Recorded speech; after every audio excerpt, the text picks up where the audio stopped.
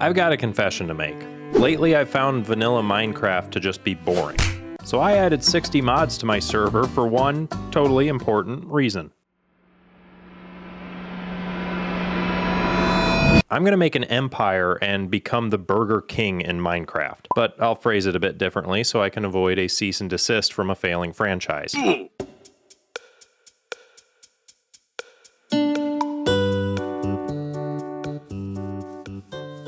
After joining the server and getting my start, I began my search for the ingredients needed to make burgers. For the mod that adds them, you need bread, beef patties, cabbage, onion, and tomato. And normally you would acquire these things by going off and adventuring and finding the things as the world generates. But some of my friends already found them, so mine. I took what I needed and made the burgers. And with my small inventory, I made a burger stand. Burgers! Get your burgers here. Anyone want any burgers? Anyone? Okay, obviously that wasn't going to work. I need actual players to buy my burgers, but before I could even start thinking about sales pitches, I needed land to farm so that I could make more. Now, as I was wasting my time in the village, Lord Beardicus, the resident potato of this server, had found and claimed a decent-sized mountain. And across a ravine to the north was another mountain, and it just looked perfect. So I made it mine. Mine. Oh, get out of here. I established a farm, cleared out the trees, and expanded. I had quite a bit of space to grow the ingredients for the burgers. Now all I needed was the actual burger. Going hunting each time I needed a supply of beef was really spending time that could be better used. So I needed to figure out how to get 2 cows up to my mountain so that I could breed them. Luckily, I have a trusty gyrodyne and some beefy legs. Different kind of beef. With cows captured and multiplying, and my garden thriving, I was ready for my first sale. So I ventured off to go meet up with Mando Calrissian. I'm knocking at your door. I wanted to see if you would like to buy a burger, but I'm selling them for about 15 bronze coins each. I'd go for a burger. No, I'll just chuck them at your feet if that's okay. I mean, that's fine. I kind of want to watch you pick them up. Yeah, there you go. There you go. There's burger. I did notice there's no cheese. Oh, there isn't? Oh, well, that sucks. Bye. I had successfully made my first sale, but it exhausted my supply, as it was very small. So I needed to return to base and make some more burgers. As I was building a supply with burgers, I had also started a side project. I had made a small track factory to be able to connect my base with everyone else's. Once I had a good supply of track, I began laying out the path that would connect my base to my friends. I also made a sale to Lord Beardicus. I am coming to you today with an offer.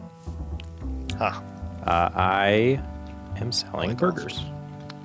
Oh. And for the small price of 10 bronze coins, you know, they're yours. You can eat them. I want 12 bungers. You want 12? I want 12 bungers. I'm not going to lie to you. I only have 2, but I can back order them. Oh, that's only one at a time. There we go. Okay. All right. Oh, yep. That works. Here you go. I charged Jed 15. Having made a few burger sales to my friends and started the path that would connect all of our bases, I had an idea for how I could use these tracks to further my business.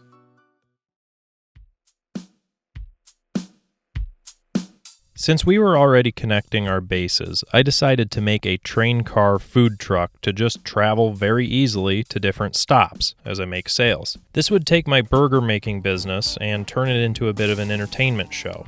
But this pursuit created a challenge. In order to make my food truck and the appropriate controls, I needed sturdy sheets, which required a whole process with obsidian being crushed and then having lava deposited onto it. And though I could make multiple trips to the nether and just stock up on lava, that's a lot of time spent away from making burgers. Or a more fun way to say it, bungers. Thanks, Bug Snacks. Regardless, I needed a system to get lava. So that's what I built. For this system, I created a nether portal. Through that portal, there is a hose that goes down, sucks up lava, deposits it into buckets, and passes it back through the portal to then deposit the buckets into a tank that I have. This way, I never run out of lava. But this may raise some questions. I understand that. You may be thinking that this is a little too involved, that I'm hyper-obsessing over this. And to that, I'd respond, do you even understand the delusion that I've wrapped myself up in here? I need to make bungers. This is an empire that I desire to create. So if you could just back off a little bit, you know, that'd be just great. Let me make my streetcar. Let me make my empire. Don't judge me. Shut up. With the lava collector created and in working condition, I made the rest of the factory needed to make sturdy sheets. And with this, I could begin making my food truck. I needed this thing complete with a stove, pan, cutting board, and storage, but I also wanted to make it look nice. So I made a couple of more factory upgrades to get the appropriate parts. And after more hours than I'd like to admit spent, the streetcar was done. I present to you the Bunger Bus.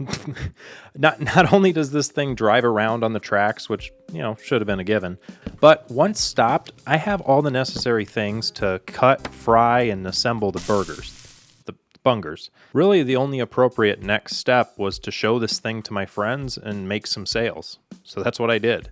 I started off with Lord Beardicus, and then moved on to Mando Calrissian. Then I made a sale to a new member of the server, Alex, or Galaxy Forged. But with unrealistic demand anticipated, I definitely needed to automate the production of the ingredients to my bungers. But even thinking ahead, I knew that I couldn't really make these that fast. So as a partial solution to my problem, and mostly a case of me just obsessing over something dumb, I made the biggest addition to my bunger empire. I needed to scale up my production, but I didn't have enough land to have fields the size that I need, so I had a bit of a problem. But as I was searching for a solution, it hit me. I don't need more land if I build upward. And if I had a vertical farm, I could just hook up the auto harvesters to a chute, dropping all of that produce into one vault. Then all I would need to do is add a section to sort out the wheat and to make the bread. I completed this bread production section rather quickly after building my farm. It was complete with a millstone to turn the wheat into flour, a source of water to turn it into dough, and a large oven to cook it into bread. I also added a section to automatically breed, kill, and process beef, and move it right through the same oven that the bread is being cooked in. However, I ran into an issue. Breeding a large amount of cows takes a lot of wheat. So I had two options. I either needed to scale back how much beef I was producing, or scale back on how much bread I was able to produce. But both of these options meant I had to reduce the amount of bungers I'm making, and we can't have that. So I turned to the dark arts. I made a soul gem and murdered over 500 cows, capturing each of their souls. Then I modified a blaze spawner and began summoning ghost cows. Who needs to scale back how many cows they kill when you can just bring them back from the dead and kill them again? Anyway, after I added proper storage and regulatory systems to my bunger factory, it seemed rather dull. So I made an entrance complete with a receptionist.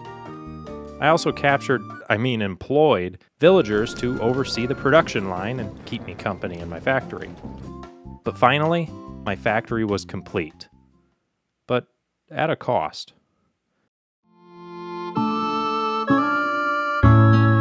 My factory was complete. To date, I've produced over 150,000 burgers. I could continue. I could very well create multiple locations, a distribution system to supply those locations, and truly create a bunger monopoly. But there has been a cost to this journey. I started this server with my goal in mind. I've neglected my friends. The potato lost interest in the server. I haven't talked to Mando Calrissian in days. And other friends just came and went. I created my burger factory. I did what I set out to do. But it has been a lonely pursuit. And I can't help but ask myself, was it all worth it? Was the effort, the days spent making this, worth the times I could have shared with my friends? Neglect I could have spared my wife? Was the cost worth the result?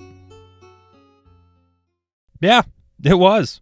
I can make a friggin' burger or bunger shower. You're telling me that isn't worth at least a couple of friendships?